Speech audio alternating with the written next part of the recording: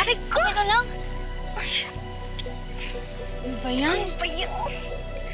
Bata pa ako, ganito na dito eh. Putik-putik. Ang kapitanan, di man lang ayusin itong lugar namin. Carry lang, bestie. Sabi mo nga, di ba? Sulit yung biyahe sa hot springs pa lang. May sugat ka ba? Hindi, wait lang.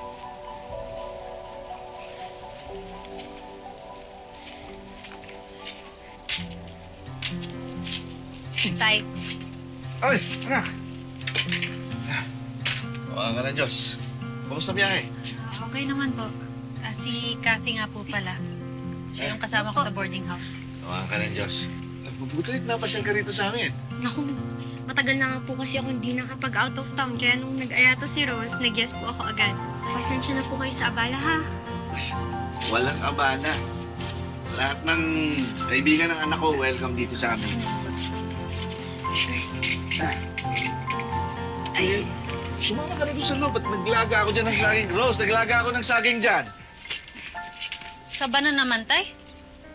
Lagi na lang saba. Wala bang iba?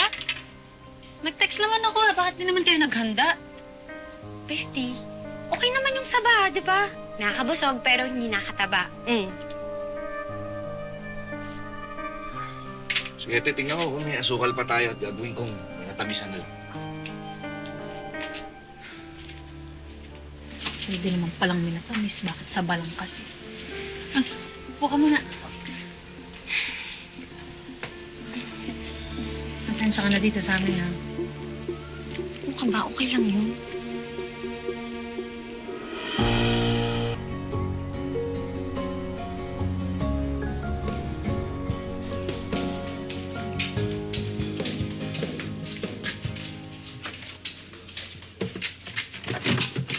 Saan yan, Tay?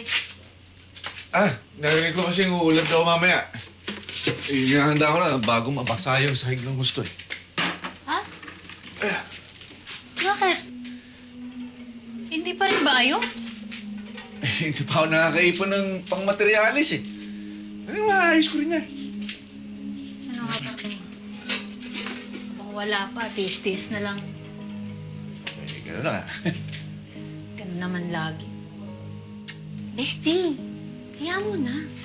Mukha namang nagbisi-bisihan yung tatay mo para i-welcome tayo. Tignan mo nga, oh. Gumawa pa ng salad.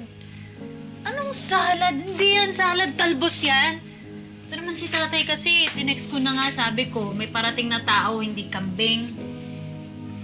Bakit ka kasi umuwi pa rito? Puro reklamo lang pala gagawin mo.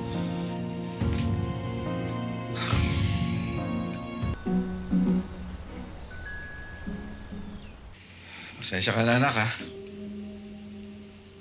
Pasensya ka na, mahirap ang tatay ninyo. Pasensya ka na kahit na gawin ko lahat ang kaya ko, kulang pa rin sa mga pangangailangan mo.